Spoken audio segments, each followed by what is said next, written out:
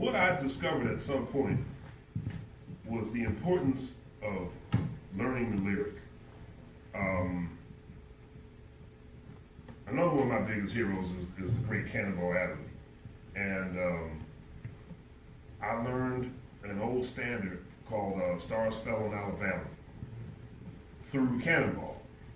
And so when I did my first record, I recorded Stars Fell in Alabama, which was based on what I heard Cannonball do, you know. So, you know, I'm like,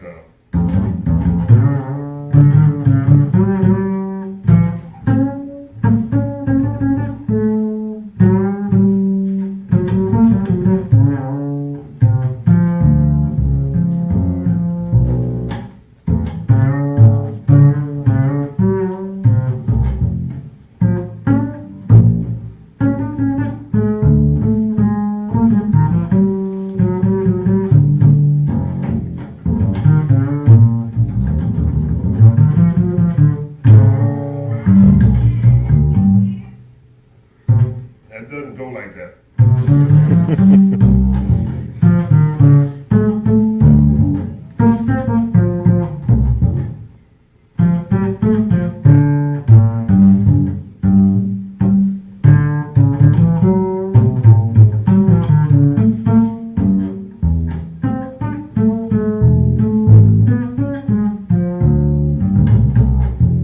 So, you know, I'm doing all this stuff based on what I hear Cannonball do. And at some point in the 90s, I think hanging, and this is the good part about really spending time around the elders. I'm hanging around Ray Brown, Hank Jones, Herb Ellis, Roy Haynes, and they're always talking about singers. And so I remember asking Ray Brown one time, I said, hey, Pop, so like, is Frank Sinatra really that good? It looked like he wanted to take his belt off and like put me across his knee. He was like, what did you just ask me? What I meant was, like, just how killing was Frank Sinatra. And he said, get this record right away. He said, get a record called Sinatra at the Sands. And he says, for people who don't know, for real hardcore jazz guys who don't know anything about Frank Sinatra, that's the best record you should get. You know, I was like, all right, cool. And at some point, it started slowly sinking in. And then by the time I was 27, 28, man, I got hooked on vocalists. It was all about Sarah Vaughan, it was all about Ella Fitzgerald, it was all about Frank Sinatra, it was all about Nat King Cole, it was all about Carmen McRae, and like, you know, singers of today, like Diane Reeves and Cassandra Wilson and Nina Freelon, and I was listening to all these singers because for the first time ever, I now learned the storyline to a lot of these standards that we play in the real book, you know. Songs like Body and Soul, songs like Misty, songs that we play all the time that we never pay any attention to the lyrics, you know.